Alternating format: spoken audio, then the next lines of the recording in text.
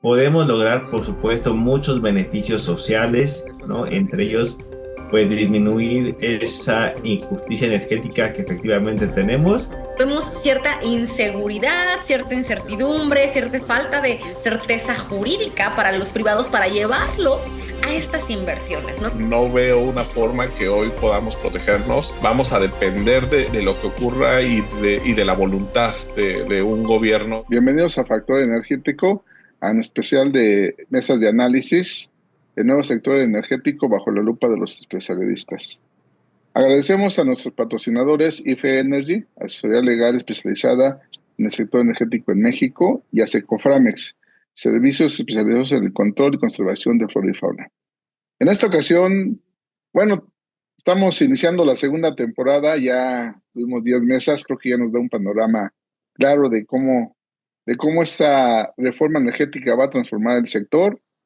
Claro que todavía faltan varios los reglamentos y algunas consideraciones bueno, que yo creo que ahí, como ustedes, bueno, pues con su análisis, pues nos van a ir dando las luces como bien. Hoy tenemos la mesa 11, la nueva planeación para la transición energética y el aprovechamiento sustentable con justicia. Esta mesa va a estar comandada por José Luis, especialista en OEM de centrales eléctricas. José Luis Burgaín es ingeniero mecánico egresado de la Universidad Autónoma de San Luis Potosí, diplomado en Administración de Proyectos por la Facultad de Ingeniería de la UNAM y en Habilidades Directivas por la Universidad de Anáhuac, con 15 años de experiencia en construcción, operación y mantenimiento de centrales de generación con turbinas y motores con gas natural, centrales fotovoltaicas, eólicas y el primer parque de generación geotérmica de capital privado en México. Estimado José Luis, por favor, te dejo los controles. Muchas gracias, Pedro. Muy buenas noches a todos. Es un gusto compartir la mesa el día de hoy con ustedes, con excelentes figuras. Bien, comenzamos con la presentación. Primero las damas. Tenemos a la abogada Maciel Salazar. Ella es licenciada en Derecho por la Universidad Autónoma Nacional de México, LLM por la Universidad de Vanderbilt, maestra y especialista en Derecho Internacional por la Facultad Latinoamericana de Ciencias Sociales, especialista en Amparo por la Universidad Panamericana, especialista en ESG por el International Sustainable Business, otorgado por la Asociación Internacional de Economía Sustentable. Tiene un diplomado en Derecho Energético por la Escuela Libre de Derecho y tiene un diplomado en Competencia Económica del CIDE. Actualmente Maciel es Senior Manager de EY Law México. Cuenta con más de 15 años de experiencia en regulación y compliance en los sectores de energía, infraestructura, competencia económica y está ofreciendo soluciones legales y regulatorias relacionadas con el diseño, construcción y puesta en marcha de proyectos de energía renovable, proyectos de suministro calificado y comercialización de electricidad y productos relacionados con proyectos en materia de gas natural. Por el otro lado, tenemos al abogado Ángel Martínez. Ángel Martínez es egresado de la licenciatura en Derecho y la licenciatura en Filosofía, así como la especialidad en Derecho Energético y todas estas cursadas en la UNAM. En el profesional cuenta con más de 13 años de experiencia en el sector energético en las áreas de regulatorio, inmobiliario, contratos y contencioso. Se ha desempeñado en empresas como Crioinfra, Sempra Infraestructura, CECELEC y Grupo Dragón, en despachos como O'Gorman y Hagerman y Buffet Ordrizola, así como en empresas paraestatales como Petróleos Mexicanos. Como docente, ha impartido clases desde hace 4 años en diversas universidades. Actualmente es académico en la especialidad de Derecho Energético en la UNAM. Pasando también por el ingeniero Fernando Girón. Él es ingeniero en computación, egresado en la Universidad Autónoma de México, con una maestría en Administración de la Energía y sus fuentes renovables por parte del Tecnológico de Monterrey y una maestría en negocios por parte de la Universidad de La Rioja. Tiene 17 años de experiencia profesional en el sector energético, iniciando en el área de eficiencia energética de Grupo Salinas como encargado de inteligencia de negocios. En Grupo Dragón continúa actualmente con el área de inteligencia de negocio de las centrales de autoabastecimiento y ya con la línea. Está a cargo del diseño y puesta en marcha de la suministradora de servicios calificados y actualmente responsable del área de desarrollo de negocios, expansión internacional y licitaciones. Un gusto recibirlo a todos ustedes. Bien, como hemos comenzado por las damas, la primera pregunta va hacia Maciel. Maciel, ¿la nueva reforma energética realmente está promoviendo la transición energética o continúa con un sector estático y sin crecimiento? Muchas gracias, José Luis. Primero que nada, quiero agradecer esta invitación de Factor Energético para estar en esta mesa. Ya la siento casi como casa después de ya varias participaciones. Entonces, estoy muy feliz de estar aquí, tanto con Ángel como con Fernando y contigo, José Luis, compartiendo esta mesa. Específicamente sobre la pregunta de si este nuevo marco regulatorio promueve la transición energética o bien estamos frente a un marco normativo que nos lleva a un sector más estático y sin crecimiento. Creo que también previamente yo ya había mencionado en alguno de estos videos, de estas participaciones, que desde mi perspectiva veo el nuevo marco jurídico como un monstruo de dos cabezas.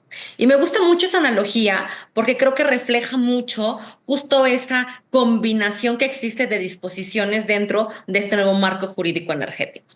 ¿Qué quiero decir? Bueno, por un lado podemos ver ciertas disposiciones que buscan promover la transición energética, pero por el otro lado también vemos ciertos artículos, ciertas disposiciones que nos hacen pensar que en un contexto donde la participación privada está limitada a cierta generación y también los esquemas no son del todo plausibles para dar certeza jurídica a esta participación, pues podemos, digamos, de alguna otra forma obstaculizar el crecimiento, digamos, de esta generación de energías limpias y por tanto la transición energética hacia, digamos, una matriz energética que tenga energías limpias, renovables, ¿no? Entonces, en este sentido, lo que podemos ver es, por ejemplo, primero, los objetivos de las leyes, ¿no? Tanto la ley del sector eléctrico como la nueva ley de planeación y transición energética, vemos que establecen dentro de sus objetivos justo esta transición energética, ¿no? Vemos que la Secretaría, tanto como la Comisión, tienen obligaciones de proveer, de establecer mecanismos, establecer lineamientos que llevan a esta planeación energética, ¿no? Vemos cómo la ley básicamente habla del PLATEACE, de este plan de transición energética y aprovechamiento sustentable de la energía. Vemos también cómo se habla de la Estrategia Nacional de Transición Energética en esta ley de planeación.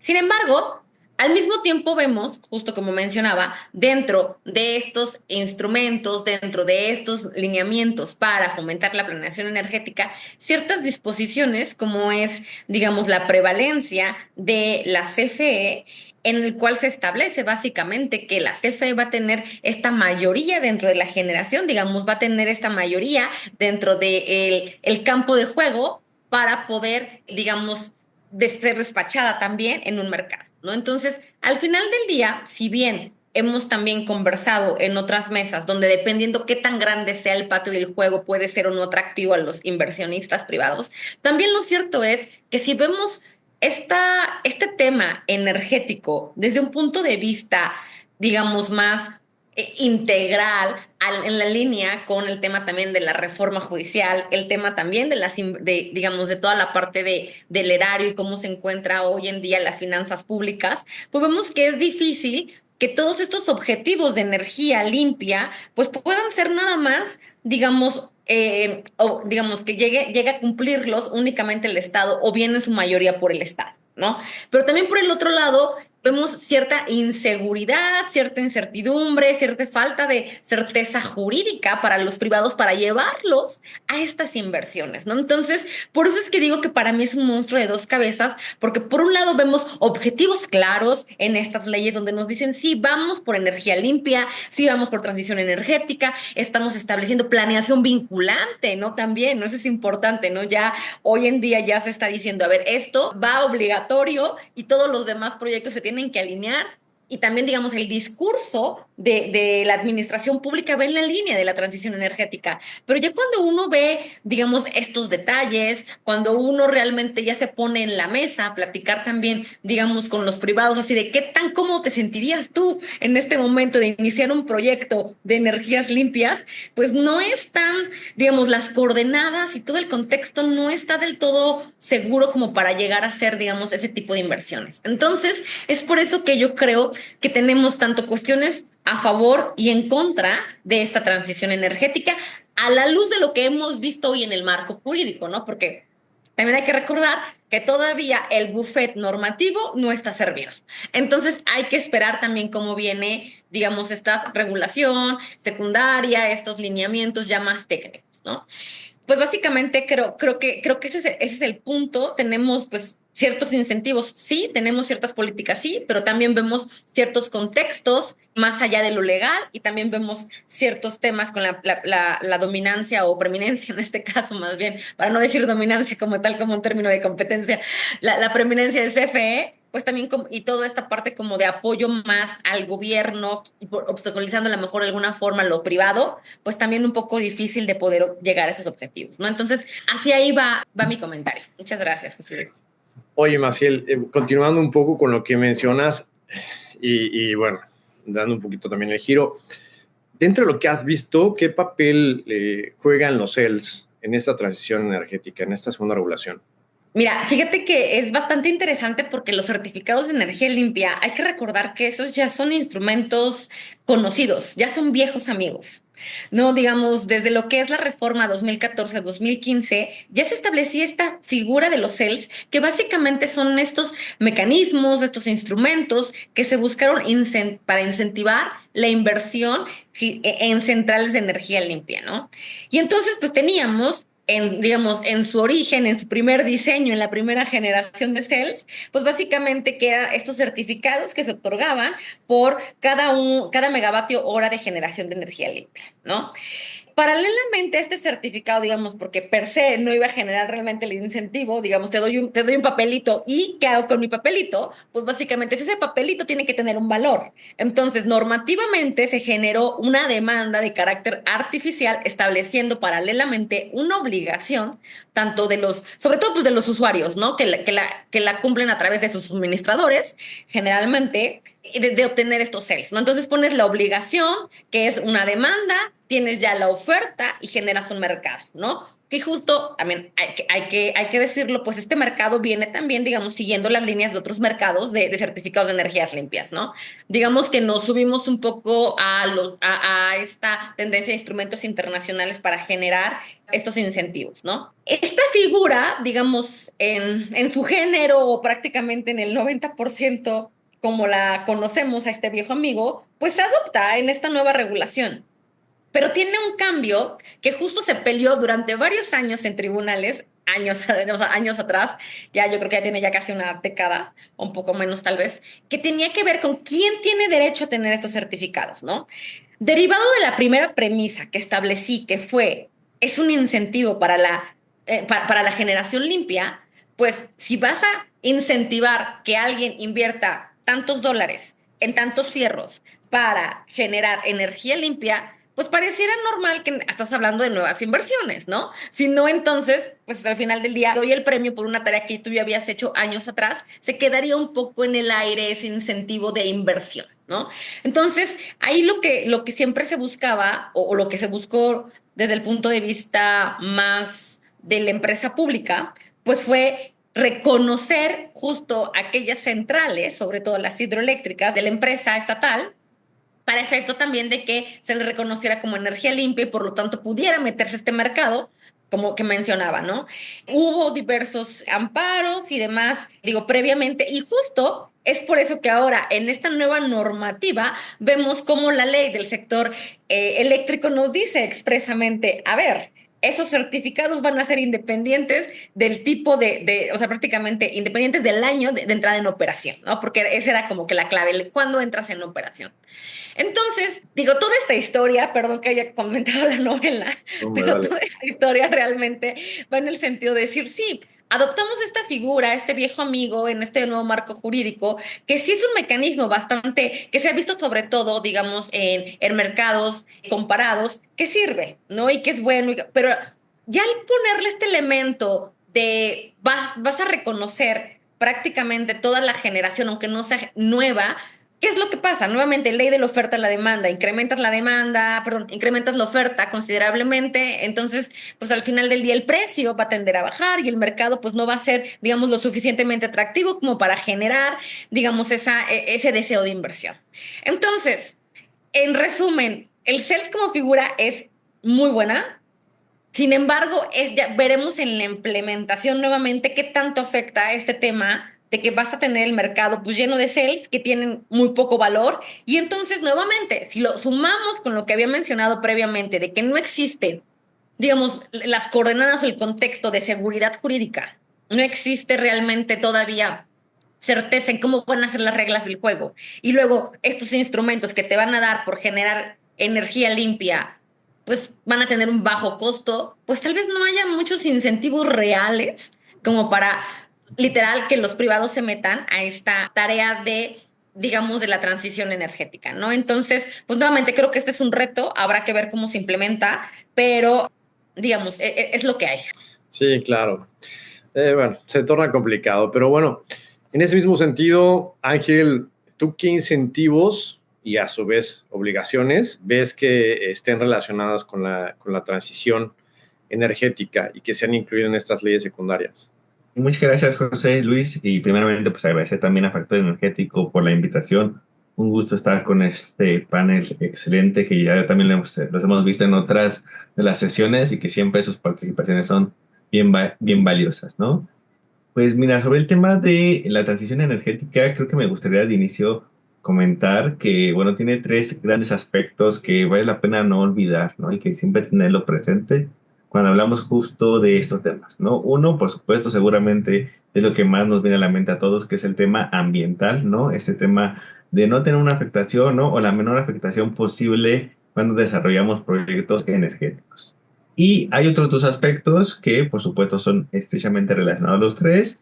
El segundo, que se está introduciendo fuertemente con esta reforma que tiene que ver con lo social, la justicia social, porque efectivamente tenemos un problema de acceso a los recursos energéticos en distintos ámbitos y por distintos sectores de la población, que efectivamente vale la pena poner el acento para que sean cubiertos y que me parece que si bien no es algo nuevo, efectivamente se le da un incentivo en la presente legislación. Y bueno, por supuesto, la parte económica que efectivamente ya nos viene comentando también Berenice justo en su participación y es todos estos incentivos económicos que finalmente buscan que un generador, ¿no? O un participante en estas distintas cadenas de valor en lo energético, pues puedan participar o puedan tener ese incentivo económico que los lleve a desarrollar un proyecto y que lo pueda hacer más viable, ¿no? Y esto también hablándolo en un carácter general, ¿no? Cuando hablamos de temas de energía y del involucramiento del sector energético o de la energía en este sector energético, pues no solamente hablamos de energía eléctrica, ¿no? Que por supuesto actualmente el principal incentivo económico lo tiene el sector eléctrico y que hemos venido olvidando otros sectores como puede ser el térmico o el químico que también podrían tener un incentivo económico al respecto, ¿no? Muy bien. Ahora, lo que yo veo en las leyes secundarias, de aquellos aspectos que se han venido introduciendo como incentivos u obligaciones, son especialmente, ya lo comentamos, el tema de la justicia energética, que se introduce fuertemente al respecto, sin que sepamos todavía exactamente cómo se va a lograr, aunque hemos visto ya programas que ha venido implementando la Secretaría de Energía justo para llevar esta justicia energética a distintos sectores, ¿no? Pareciera ser que es especialmente una reforma que busca incentivar el gas natural, ¿no? En sus distintas cadenas, en la distinta cadena de valor que tiene el mismo. Ya justo comentó también Maciel el tema de las energías limpias y las energías renovables con este incentivo que nosotros tenemos, ¿no? Nosotros consideramos energías limpias no renovables, aunque la mayor parte del mundo solamente pone el incentivo o los incentivos financieros especialmente a las renovables, ¿no? Nosotros decidimos incluso ampliarlo y bueno, ya sabemos que internacionalmente hay una discusión, por ejemplo, si la nuclear o no, la podemos considerar limpia o no, ¿no? Una discusión que incluso pues lo está dando la Unión Europea, ¿no? ¿Qué otro tema se introduce? Se introduce el concepto de hidrógeno verde en la ley de transición energética, pero igualmente, digamos, se queda solamente como un concepto sin que se desglose y ya veremos si en el reglamento se puede lograr. Mi intención es que justo tal vez en una segunda participación hable un poco más sobre este hidrógeno verde, ¿no? O mejor dicho, hidrógeno renovable, le llamamos justo en la legislación mexicana recién aprobada y que, bueno, por supuesto, valdría la pena que tuviese un incentivo financiero para poder desarrollarlo con la mayor plenitud, ¿no? ¿Qué otros temas? Pues el almacenamiento de energía eléctrica que definitivamente viene o va a venir a darle un soporte especialmente a las energías intermitentes, que me parece también vale la pena considerarlo como parte de esto que venimos buscando, que es de la transición energética y que sin almacenamiento posiblemente no lo logremos la introducción de las energías renovables como quisiésemos que se estuviesen ingresando en la matriz energética, ¿no?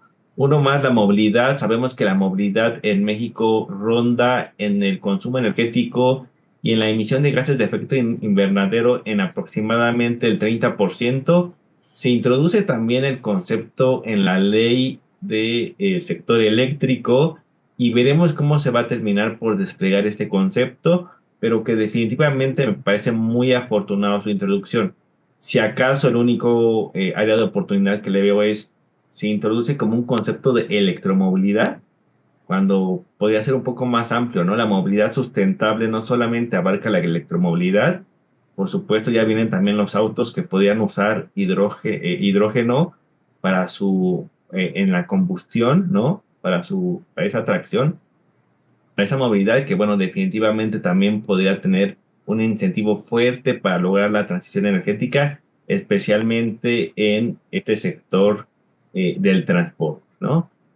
No olvidamos tampoco la generación distribuida y algunos otros que tenemos una legislación pero no tienen un incentivo financiero fuerte. Por supuesto, la geotermia, de la que yo sé que tú, José Luis, eres un súper experto en temas de geotermia, pues no tiene, tenemos una legislación que efectivamente se modeló, pero que no tiene un incentivo fuerte al respecto, ¿no? Los biocombustibles, hay una ley de biocombustibles que efectivamente se está modificando, que viene a sustituir la ley que anteriormente teníamos sobre bioenergía, pero que igualmente carece hasta el momento de un incentivo financiero certero sobre exactamente cómo se va a introducir o cómo se podría incentivar, por ejemplo, este tipo de combustible que vendría también a dar grandes beneficios en el sector del transporte, ¿no? Y bueno, pues algunos otros que están ausentes en la legislación ya de manera estricta es, por ejemplo, la hidroeléctricas. No hay una referencia más puntual, ¿no? Que también se le podría dar un incentivo sobre todo esto que hemos venido comentando de las mini hidros y que bueno, yo creo que incluso en la ley de aguas nacionales habría que hacer alguna modificación justo para ajustarla. El tema, por supuesto, de la eficiencia energética, que definitivamente es todo un tema y que valdría la pena darle un incentivo también relevante. Ahorita comentaremos un poquito, si es que nos da el tiempo, sobre ello. El tema de la economía circular, que efectivamente sabemos que ya hay una ley que se está promoviendo en el respecto y que definitivamente también tendría cierto incentivo y una fuerte, digamos, que beneficios que podríamos tener en el sector energético y ver un tema de captura y almacenamiento de carbono que definitivamente también nos vendría a dar pues, beneficios en esta transición energética. El único punto que si acaso yo podría ver ya no propiamente como positivo, sino como negativo, es este concepto que se introduce de la cogeneración, en el cual lo están limitando a la energía térmica no utilizada en los procesos industriales y que, bueno, definitivamente podría tener cierta limitación en la producción de energía eléctrica. Yo, de inicio, vería estos puntos como incentivos, obligaciones que tenemos para la transición energética en las leyes secundarias. Sí, sí, justo como lo comentabas, la parte del hidrógeno a nivel mundial pues viene fuerte y ahí nos estamos quedando atrás justamente, no está habiendo un panorama claro, ni incentivos, ni nada para que ya sea el sector privado o el sector público empiece a inmiscuirse en esa parte que pues tiene bastante futuro. Bien. Totalmente de acuerdo. Paso contigo, Fer. Gracias, Ángel. En este sentido, y conforme lo que hemos venido platicando, ¿qué ventajas y desventajas ves tú que tenga la transición energética de cara a esta segunda reforma? Pues en primer lugar, muchas gracias a Factor Energético por la invitación. Siempre es muy grato compartir un panel con expertos de tan alto nivel y sobre todo con excompañeros de trabajo, ¿no? Entonces, como veo José Luis, Ángel, entonces siempre es un placer. Maricel no te conocía, pero siempre es escucharlos hablar, inspira mucho y me dejan una posición muy privilegiada porque ya los escuché y ahora justamente un comentario de lo que han dicho, ¿no? Y empiezo un poco por lo que hablaba Maciel en este tema de, pues la transición va, sí o sí, si nosotros como México estamos todavía pensando en cómo la hacemos, pues ya vamos tarde, porque en el mundo la transición empezó hace muchos años. Si en el 2014 ya íbamos tarde, hoy vamos otros 9 años más tarde. Entonces, esto ya está en ejecución y justo se observa en el tema de los certificados de energía limpia, ¿no? Que mencionaba Maciel, que nace como un incentivo de, oye, vamos a darle certeza a las inversiones a través de un premio por ser renovable y vienen y te dicen, no, pues luego les vamos a dar las hidros, ¿no? Entonces, ¿dónde está el incentivo? También, y es reconocer, el CEL tampoco es el instrumento que hoy sea preferente para las empresas, sobre todo empresas extranjeras que están produciendo en México para garantizar que la energía sea verde. O sea, pues al final el CEL no tiene un tema de trazabilidad. Tú cumples la obligación, pero no sabes en qué año fue producida. Si bien parecía que sí, pero hoy sabemos que eso no es una realidad, ¿no? En el sistema SSL, a diferencia de otros certificados, como es, por ejemplo, el IREC, que el IREC es perfectamente trazable, es una dependencia internacional, la cual certifica que la generación sea de fuente renovable, qué tipo de fuente renovable, qué año se produjo, hasta qué trimestre o qué mes se produjo. Eso le da mucha fortaleza al tema de un certificado, cosa que no está pasando en México, ¿no? Entonces, lejos de ser un incentivo, pues parece que CFE dijo, oye, tengo que cumplir con el 23-25% en los 100 años, pues no tengo de dónde, pues dame de las hidros, ¿no? Entonces pierde el sentido de ser un incentivo y se vuelve más una obligación que tengo que cumplir porque lo dice la ley y ya, ¿no? Entonces se pierde ahí un poco este sentido de lo que son los certificados de energía limpia, ¿no? También, y tomando un poco ahora la parte de Ángel, eh, la transición todos la vemos como el tema renovable, ¿no? De, ay, pues sí, vamos a contaminar menos, vamos a usar fuentes renovables y con eso vamos a ayudar al planeta. No, la realidad es que también la transición tiene un tema de garantizar algo que habla mucho el gobierno, el tema de soberanía energética o el tema de justicia energética. ¿Por qué? Porque lo vivimos cuando empezó la guerra en Ucrania, que los precios del gas natural se dispararon en el mundo y entonces en México empezamos a tener momentos durante el verano de costos de la energía al doble, mucho más del doble. Vivimos el congelamiento de ductos en Texas y vimos precios de la energía en 100 veces lo que cuesta regularmente. Entonces, ahí es donde la transición también aporta y aporta mucho en temas económicos, es decir, oye, pues la verdad es que sol hay en todo el mundo, ¿no? Agua hay en todo el mundo, perdón, aire hay en todo el mundo. Hoy tenemos baterías, pues colocar paneles y luego poner baterías y empezar a integrarlo con la matriz. También me da un tema de seguridad en tema económico de precios, en tema de justicia social, de buscar llevar el kilowatt al menor costo posible, porque hoy no dependo de una molécula de gas o de diésel en algunos casos, ¿no? Y curioso porque todo este tiempo que hemos estado peleando en México sobre si sí las renovables y no las renovables, la primera visión del gobierno anterior fue no necesitamos, tenemos las hidroeléctricas y con esas hasta las tenemos, no las estamos aprovechando al 100%. Y en el primer año que empiezan a operar de otra forma, cae el fenómeno del Niño, hay sequía en el país y las hidroeléctricas no nos sirvieron para nada. Entonces tuvimos que ir a aprender fuentes fuentes más caras, entonces la energía nos costó más cara y no solo nos pasó a nosotros, eso agarró desprevenido a todo el mundo, ¿no? Costa Rica, por ejemplo, que su matriz es casi 100% renovable, tuvieron carencias de energía. Muchos países de Centroamérica, Sudamérica, Colombia, muchos tuvieron esas carencias, ¿no? Entonces, justo creo que la transición debe ir hacia allá, ¿no? Hacia garantizar el poder tener esta energía al mejor precio posible, que es uno de los objetivos de un mercado eléctrico para un bien común, ¿no?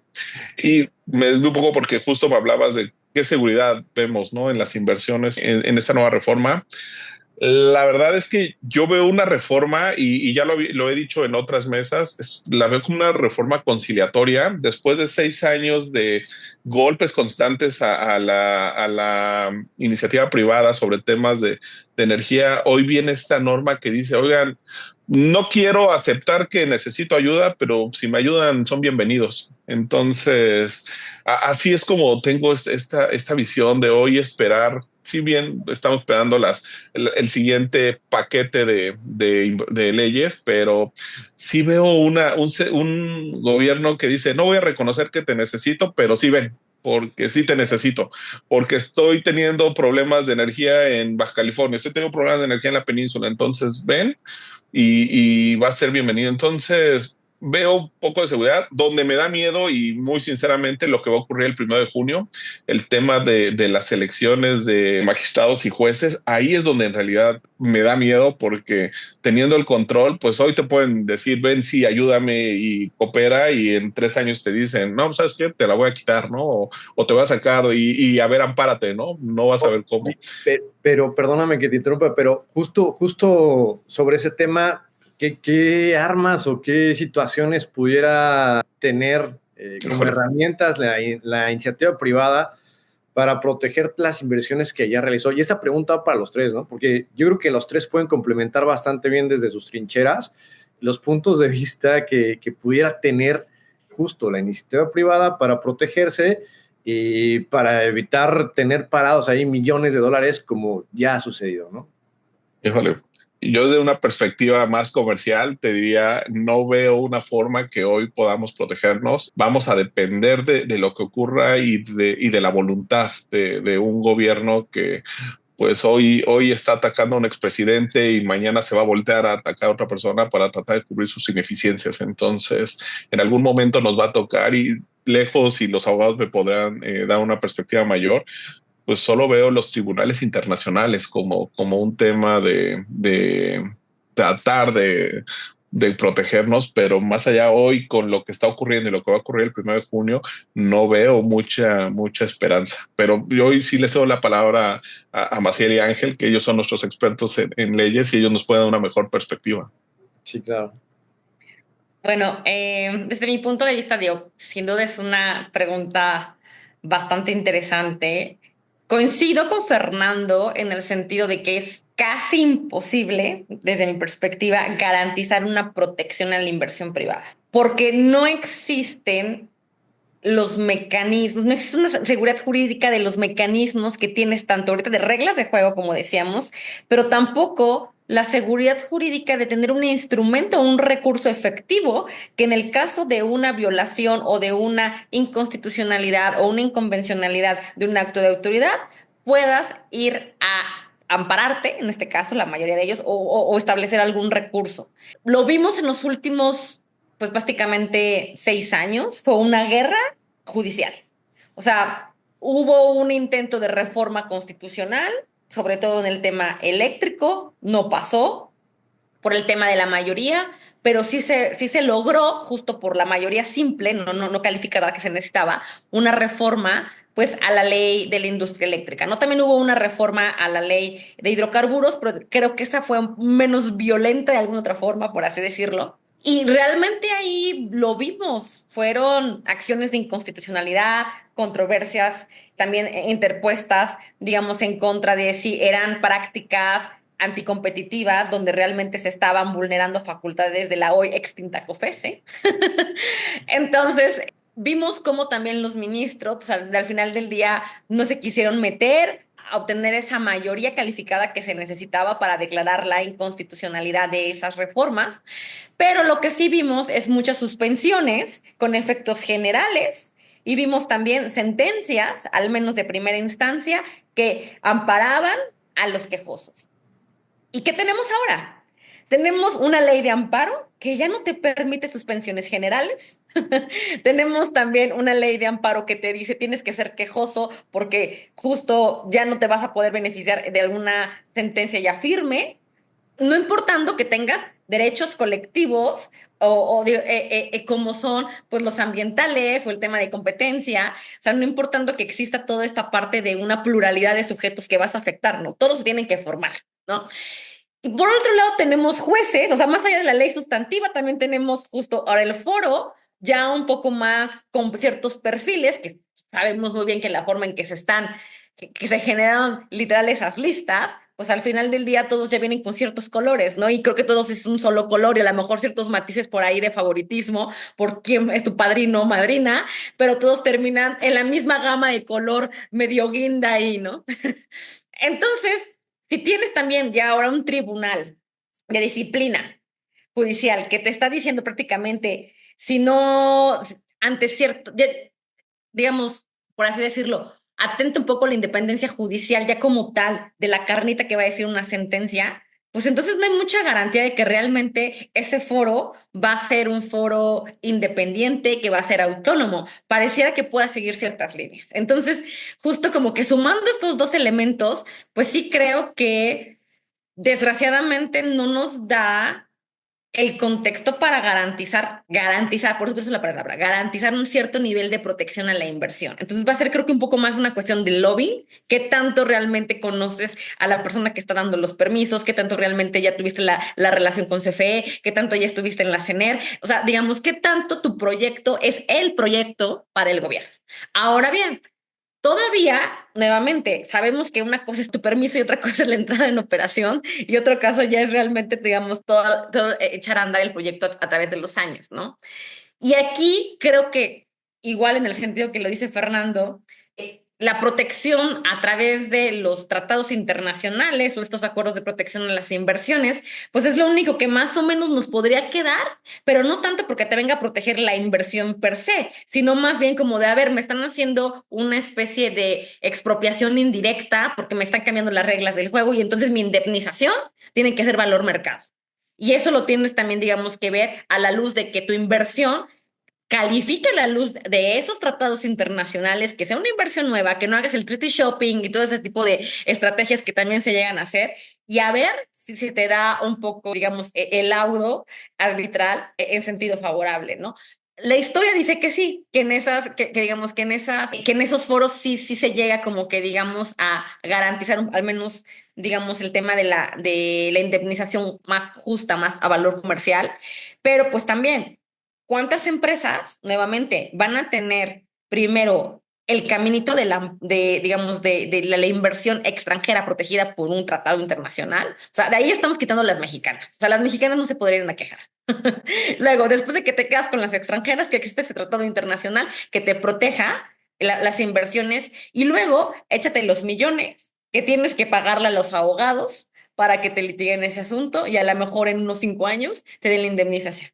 Entonces, si tú lo ves ya como realmente una corrida financiera, ¿qué tanto tiene que ser? Tiene que haber un margen de ganancia bastante bueno como para que te avientes todos esos golpes, ¿no? Entonces, bueno, ahí va mi intervención. Disculpen si fue un poco extensa.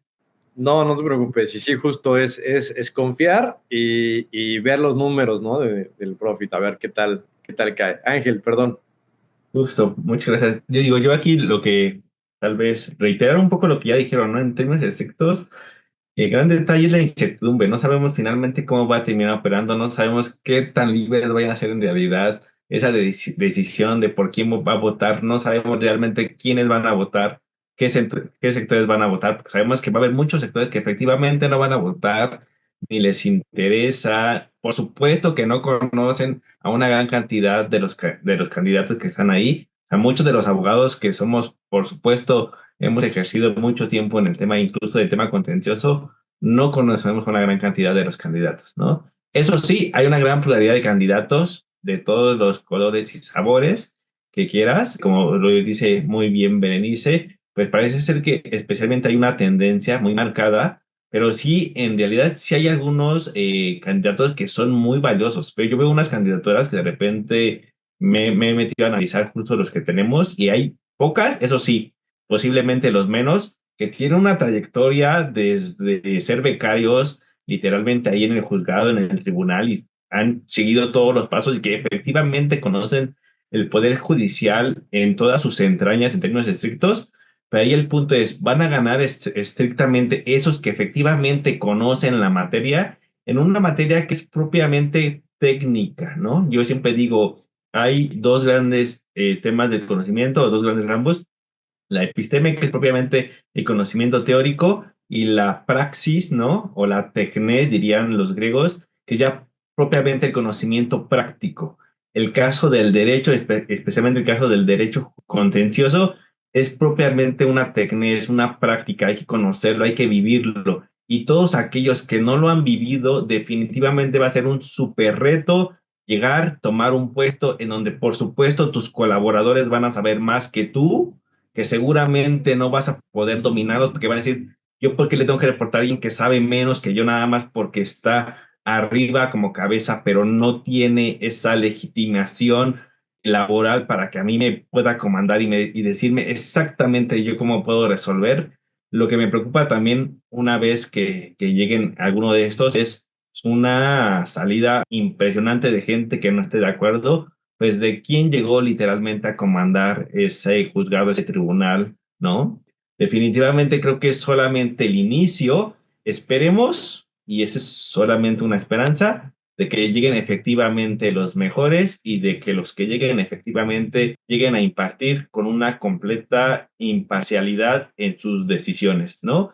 Que puede llegar a darse, hemos visto casos que se han dado en donde efectivamente son elegidos por alguien en el poder y que al final de cuentas dicen, pues padrísimo, pero yo aquí mis decisiones son completamente jurídicas, imparciales. Si eso lo logramos, efectivamente el camino, o no voy a decir que va a ser tal vez el mejor, o por lo menos no en materia federal, que teníamos claro que sí una carrera judicial, pero en la materia local posiblemente podríamos tener algunos beneficios. Veremos ya finalmente cómo queda, definitivamente es un tema de incertidumbre. Y bueno, por supuesto, eso le va a dar un gran incentivo a este otro aspecto que también estaba medianamente olvidado o por lo menos no tan visto como ahora seguramente se empieza a ver, que es el tema de los mecanismos alternativos de solución de controversias, ya justo también comentados por Berenice, y que bueno, pues el arbitraje, por supuesto, es uno de ellos, ¿no? Posiblemente, especialmente para aquellos que tienen inversión extranjera, pues va a ser el gran incentivo si hablamos de montos mayores, pero sí, definitivamente creo que lamentablemente las más afectadas van a ser las empresas mexicanas. Sí, sí, por seguro, tenlo que de esa forma va a ser. O sea, al no haber una certeza jurídica, pues es agregarle una rayita más al tigre, ¿no? Si tenías cierto nivel de confiabilidad y medio pensabas que pudieras hacer algo, pues con esto otra vez te la vuelves a pensar por toda la incertidumbre jurídica que esto va a generar. Tengo otra pregunta para los tres, porque me interesa también conocer mucho su punto de vista. Creo que es más nutritivo el que complementemos opiniones. Y bueno, esta es, la transición energética realmente está promoviendo la seguridad, por un lado, y por el otro, la confiabilidad del sistema eléctrico. ¿Llega a reforzarle esta reforma o ustedes ven como que sigue quedando blando en ese sentido? Adelante, Maciel, perdón. No, como gusten, para no pelearnos. No, sí. A ver, si se promueve la seguridad y la confiabilidad. Bueno, creo que es importante, o sea, mencionar como punto de partida que justo el tema de la seguridad y la confiabilidad del sistema eléctrico nacional siempre ha sido uno de los talones de Aquiles de lo que son las energías renovables y pues por ende la transición energética, ¿no? Basta recordar, por ejemplo, justo en pandemia 2020, ahí habiendo una política de confiabilidad del SENACE y también, digamos, ciertos actos administrativos que buscaban, justo la propia reforma, la ley de la industria eléctrica, que buscaban garantizar pues una cierta, digamos, prevalencia, preferencia, busquemos ese tipo de sinónimos para todos los que son las centrales pues de generación a partir de energías fósiles, ¿no? Que en su mayoría sabemos de dónde vienen, digamos, en el tema de la propiedad. Entonces, ahí pues pareciera que había como este discurso en contra, que también es importante señalarlo desde el punto de vista meramente técnico, y yo no soy técnica, pero tengo entendido que sí hay pues en el centro una cuestión técnica. En el sentido de que si una energía renovable, pues justo no todas las 24 horas hay sol, no todas las 24 horas hay viento, entonces pues tienes estos picos y estos cambios, digamos, en la inyección pues van a afectar la integridad del sistema y pues claro, tienes un sistema que tienes, hay que cuidarlo y que todos estos cambios pues pueden, digamos, tener implicaciones negativas en la seguridad y la confiabilidad y por lo tanto, digamos, pues dañar, ¿no? Entonces, si bien existe este argumento técnico, pues también lo cierto es que, pues desde el punto de vista, digamos, entre líneas, se ha leído muchas veces que era más que nada por el tema pues justo de que las centrales de combustóleo o fósiles realmente eran más propiedad de CFE, ¿no? Y que se trataba como de darle esta preferencia, toda vez que ante el contexto de un despacho, pues de mérito económico, pues eran las que se formaban, digamos que al final de la fila, ¿no? Y bueno, y regresando, ¿por qué le pongo esto como un preámbulo? Porque realmente esto, nuevamente, como es el tema otra vez de lo que dije antes del amparo y demás, pues vemos aquí esto que se refleja en esta reforma, ¿no? Se refleja en la reforma donde ya vemos también un capítulo como tal en tema de almacenamiento, ¿no? Y pareciera que aquí, utilizando a lo mejor las palabras que de Fernando, tratan de conciliar justo como que estas dos líneas, ¿no? Por un lado, sí, en efecto, hay una cuestión técnica que se tiene que cuidar para garantizar la confiabilidad y la seguridad del sistema eléctrico nacional, pero por el otro también hay que ver qué tipo de tecnología justo ya viene de respaldo o alrededor de estas energías renovables para hacer posible justo también su coexistencia en este sistema, ¿no? Entonces, pues vemos hoy en día que esta nueva ley del sector eléctrico, pues ya nos trae, digamos, ahí un tema de lo que son baterías, de almacenamiento. De hecho, previamente a esto, la regulación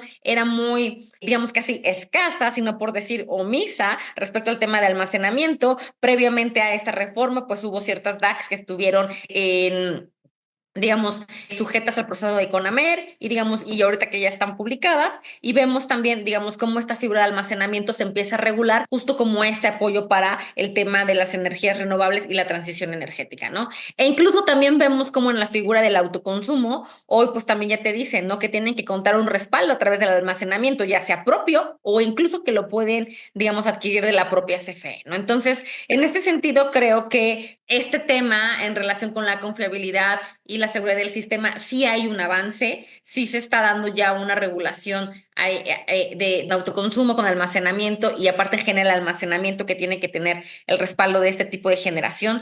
Ahora bien, también hay ciertas críticas en relación a cómo se está estableciendo la figura del almacenamiento y cómo también tendrá que, digamos, hasta cierto punto estar limitado a ciertas características de la central y qué tanto puede ser una oportunidad de negocio, ¿no? Pero bueno, ya paro aquí para también no agotar el tema y que mis compañeros puedan conversar sobre este punto. Gracias. Fernando, si te parece, continuamos contigo y ya cerramos con Ángel. Con todo gusto. Pues mira, si hablamos de seguridad, no quisiera quedarme como solo en el tema de México y acabamos de ver un evento en España que paralizó un país. Entonces, pero bien, no lo culpo a un tema de falta de regulación o falta de algo, más bien estamos transicionando hacia una matriz energética en donde comienzan a predominar las energías renovables. Fue el caso de España.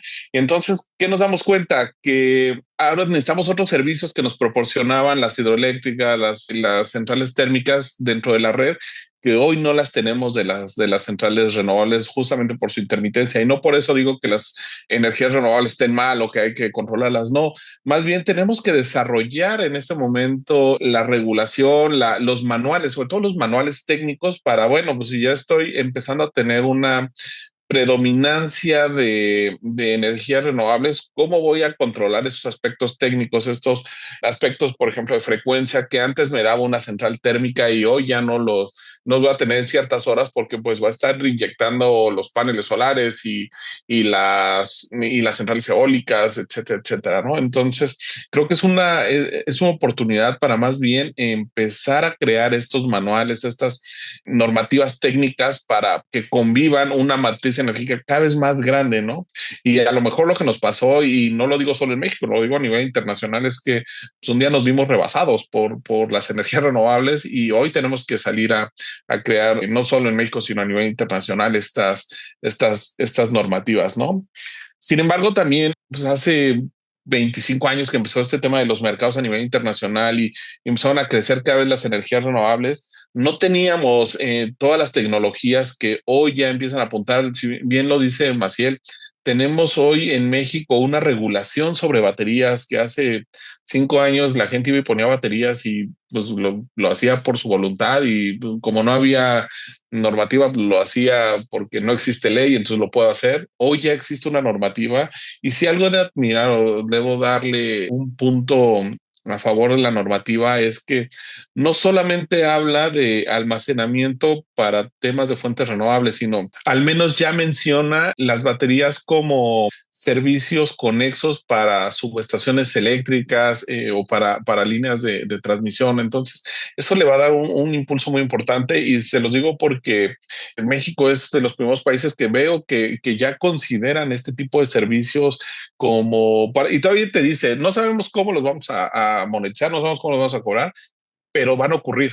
Entonces, al menos ya nos dimos cuenta que hoy ya tenemos tecnologías y si bien tenemos baterías de litio, próximamente habrá baterías de celdas de hidrógeno y de otras que van a poder estar en puntos claves que nos van a permitir llevar una transición de una manera más segura, que era algo que no teníamos hace 15, 20 años, ¿no? Entonces, para cerrar un poco y dejarle también espacio a Ángel, veo que más bien estamos transicionando a un mundo que todavía no teníamos totalmente contemplado o estamos empezando a experimentar y creo que tenemos que ponernos las pilas para desarrollar manuales técnicos para que esta transición siga en marcha y no desmotive a los países, decir, no, porque ya que diga España, ya no voy a invertir en sol porque me trae apagones. No, más bien, ¿cómo vamos a hacer para construir técnicamente un sistema que cada vez aguante más y más centrales y lo podamos hacer real, ¿no? Y para caso, un ejemplo muy, muy claro es, por ejemplo, el CAISO, el sistema de California,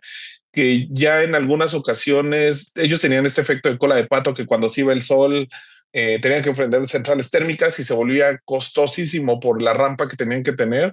Y ya ha habido horas en donde las baterías han salido a suplir esa rampa de encendido de plantas térmicas y lo han hecho justo con baterías, ¿no? Tienen parques enormes de baterías que han logrado eso, ¿no? Entonces, eso lo tenemos que replicar en otras partes para que la seguridad siga garantizándose, pero ahora ya con una matriz mucho más enfocada en renovables. Sí, claro. O sea, esto viene de que cada vez vamos a tener más centrales conectadas y no solo de 4 o 5 tecnologías, cada vez vamos a tener también más tecnologías que nos van a proveer este tipo de energía y que pues, vamos a tener vamos a tener que buscar cómo hacerlas convivir dentro del mismo ambiente. Ángel, por favor. Y aquí mi respuesta clara sería seguridad energética, sí. Definitivamente la transición energética sí te aumenta la seguridad energética. ¿Por qué? Porque especialmente la transición energética lo que va a hacer es que en tu matriz energética aumentes el tipo de centrales eléctricas, ¿no? De tecnología que efectivamente puedas generar en tu propio territorio, lo cual a su vez va a disminuir esa dependencia energética. Y eso es para México y para todo el mundo. Por eso vemos que incluso Japón tiene regiones en donde tiene tapizado de paneles solares, ¿no? Incluso cuando no es un país que tiene un gran recurso solar, pero por supuesto, pues le viene a beneficiar y a disminuir a beneficiar la seguridad energética y a disminuir la dependencia energética, ¿no? Si es respecto a la seguridad en la continuidad, calidad, confiabilidad del sistema eléctrico nacional, por ejemplo, pues ahí sí definitivamente tenemos, justo como lo comenta Berenice, lo comenta el maestro Girón, pues tenemos definitivamente ciertos retos que afortunadamente vamos a venir o hemos venido solventando pues con este desarrollo tecnológico y que definitivamente la matriz o el aumento en la matriz energética que sea más robusta, digámoslo así, va a ser la que finalmente nos dé con muchísimo más incentivo esa seguridad en la calidad y continuidad. Como comentábamos, ¿no? Especialmente si incentivamos este tipo de tecnología que es renovable y que a su vez es firme, como puede ser la geotermia, como puede ser las mini hidro, como pueden ser los biocombustibles, pero que definitivamente necesitan un incentivo porque pues son tecnología en desarrollo, que son costosas. Usualmente la inversión inicial, ¿no? Que el riesgo puede ser muy alto, como puede ser en el caso de la geotermia, y que bueno, tenemos estos aspectos accesorios que también la transición energética nos puede disminuir esos riesgos que podemos llegar a tener, por ejemplo, de emisiones de gases de efecto invernadero y de disminución de la dependencia, como puede ser el tema de la captura y almacenado de carbono de infraestructura que ya tenemos creada, que ya dependemos de ella en su consumo y que finalmente pues ya la tengo en territorio nacional operando, pues vamos a literalmente a capturar y almacenar el carbono o algún otro de estos incentivos o vías que hemos comentado pues para lograr esta transición energética. Bien, gracias Ángel. Y bueno, para finalizar, me gustaría escuchar sus conclusiones sobre el tema. Digo, algo muy corto, hemos dicho, o han dicho, perdón, ya bastante sobre las diferentes situaciones que rodean el tema de la transición y la planeación dentro de esta reforma. Pero me gustaría escuchar un poquito, de manera resumida, qué opinan ustedes acerca de esta nueva reforma. ¿Viene a beneficiar? ¿Viene a acortar un poco el tema de los privados? ¿Habrá que buscar más como privado otras opciones, otras oportunidades? ¿Qué opinan ustedes respecto a todo esto? Perdón, Maciel. Gracias, José Luis. Bueno, yo creo que los takeaways para mí serían, primero, ¿existen oportunidades para la transición energética? Sí.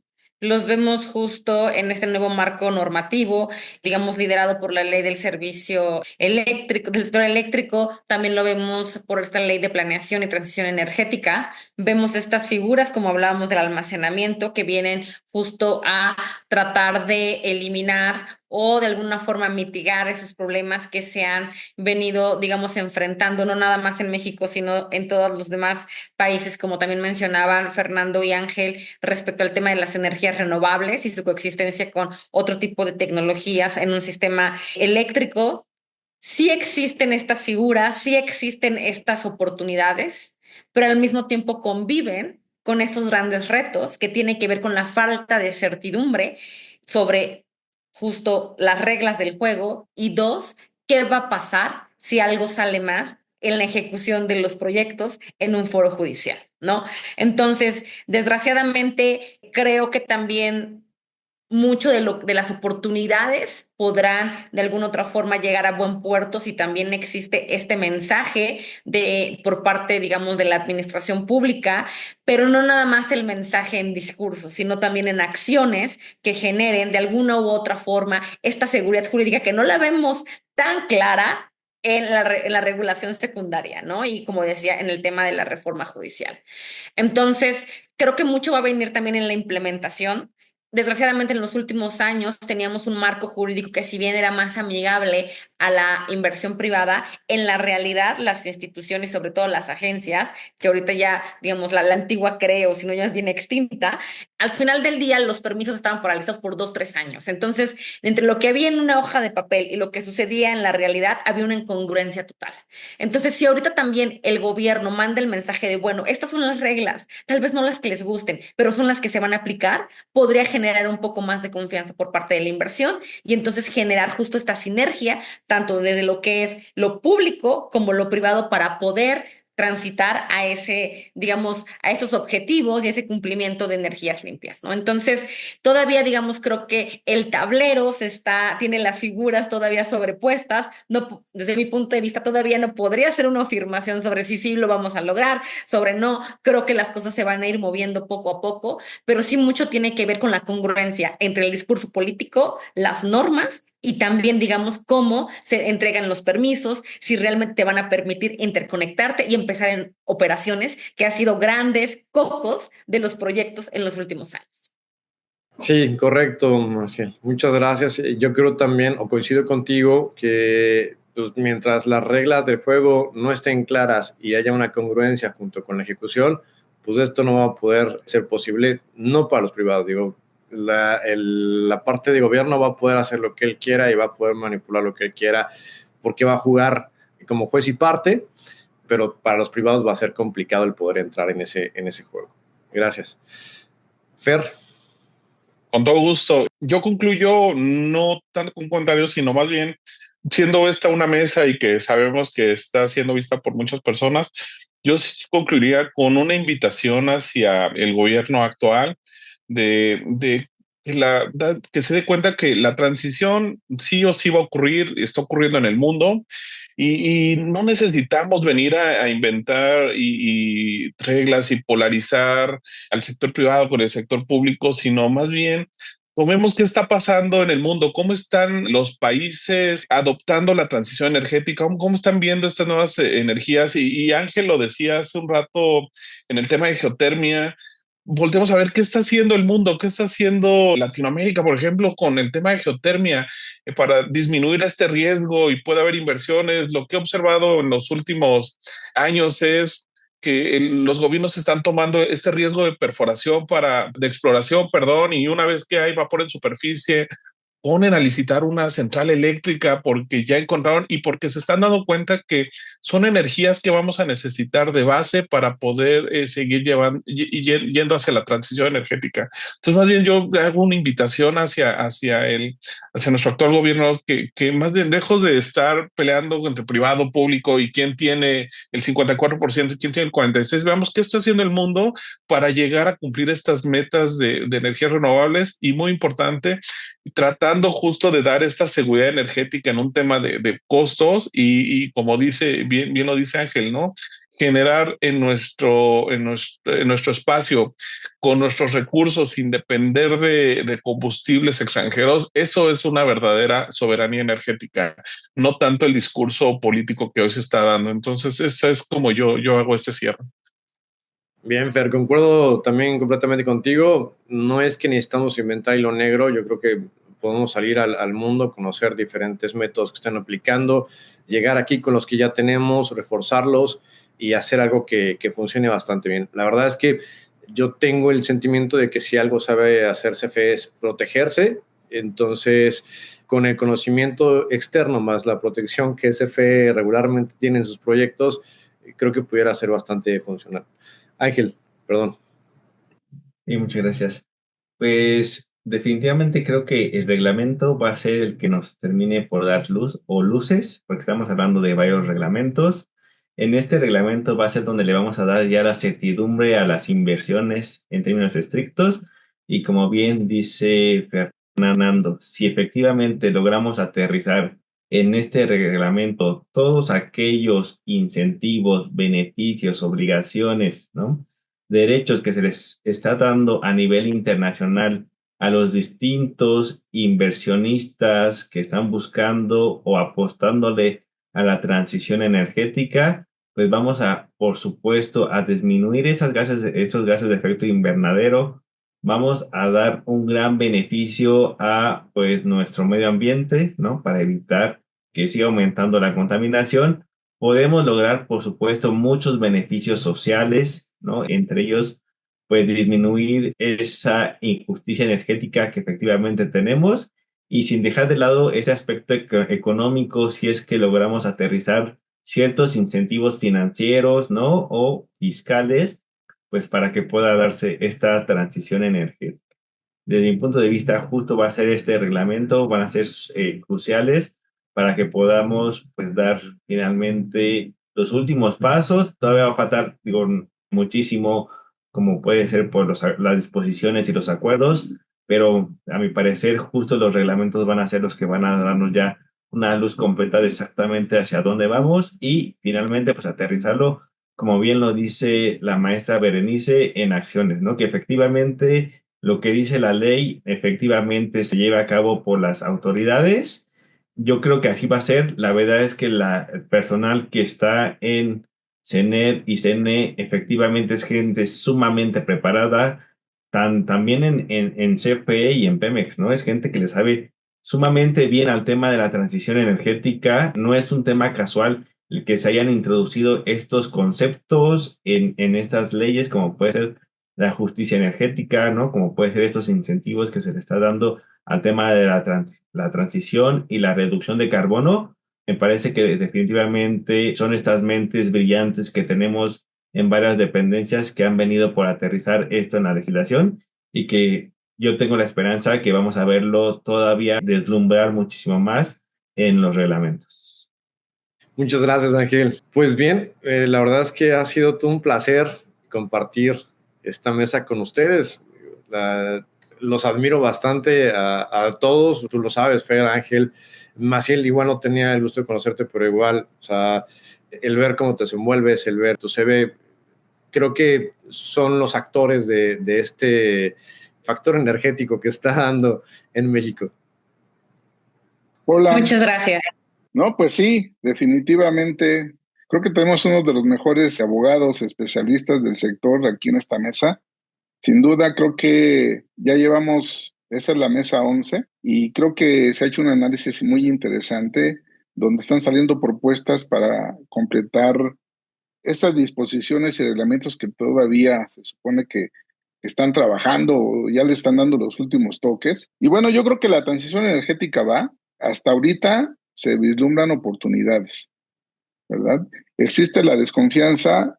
Bueno, falta la parte de las disposiciones y algunos reglamentos, pero bueno, no tenemos un sector energético como el año pasado que alcanzó la judicialización, o sea, eran demandas por todos lados.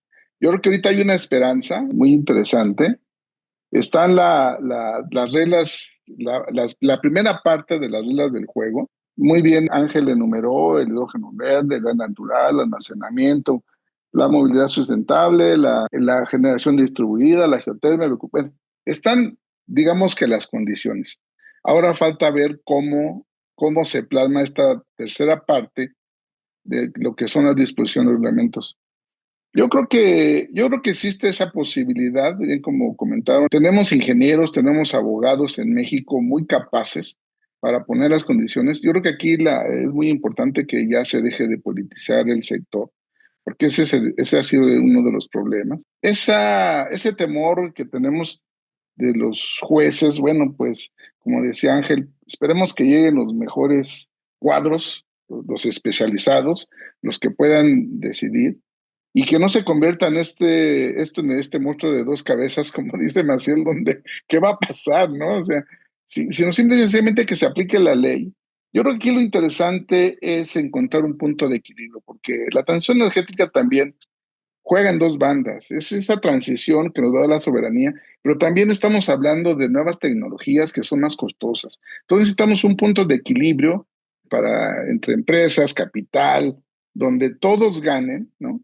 Y que, bueno, al gobierno, pues, al gobierno y a México se le dé la soberanía que necesita, porque, bien como lo dicen, ahorita estamos dependiendo del gas natural de Estados Unidos, varias cosas las tenemos ahí a la mitad, ¿no? Entonces, y por ejemplo, en el tema de la estabilidad y la seguridad de la energía, bueno, pues está el código de red, ¿no? Que de alguna manera es una herramienta que ayuda en la parte técnica a darle estabilidad. Ahora, aquí también lo interesante es que del otro lado, los privados pues también lo cumplan, porque también esa es una de las grandes partes, ¿no? Que queremos volarnos el marco jurídico, ¿no? Y entonces, bueno, pues ahí vienen los problemas. La realidad de las cosas es que hay una gran oportunidad. Sí se tiene que invertir en la redundancia ahora sí que de la red, yo creo que es muy importante. Sin duda que las energías renovables tienen la calidad y bien como dicen, se tiene que hacer con estrategia. ¿Por qué? Porque se tiene que dar el respaldo, ya sea con almacenamiento, ya sea con otro tipo de plantas, hidrógeno. Bueno, hay una infinidad de alternativas, pero yo les digo que creo que necesitamos tener el punto de equilibrio y bueno, que esto tenga certidumbre. Yo creo que una mesa muy interesante, creo que hay propuesta para las autoridades, esperemos que tomen en cuenta se está proponiendo, y en las últimas líneas que están tirando por ahí, bueno, que esperemos que consideren estas propuestas. Pues bien, estuvimos en la mesa 11, la nueva planeación para la transición energética y el aprovechamiento sustentable con justicia. Estuvo con nosotros la maestra Berenice Salazar, abogada senior de Ernst & Young. Estuvo el maestro Fernando Girón Jiménez, gerente de desarrollo de negocios de Grupo Dragón. Ángel Martínez, académico en la especialidad de Derecho Energético de la UNAM. José Luis M. Bugarín, especialista en operación y mantenimiento de centrales eléctricas. Él está con nosotros desde Toronto. Y bueno, pues agradecemos a nuestros patrocinadores, CIF Energy, Seguridad Legal Especializada para el Sector Energético en México, a Secoframex S.A. de CBE, Servicios Especializados en el Control y Conservación de Flora y Fauna. Y bueno, la próxima semana tenemos la mesa 12, implicaciones económicas y financieras de la reforma en los proyectos energéticos. Creo que va a ser una mesa muy interesante. Su servidor Pedro Mentado, director de Factor Energético, le da las gracias y bueno, hasta pronto. Gracias.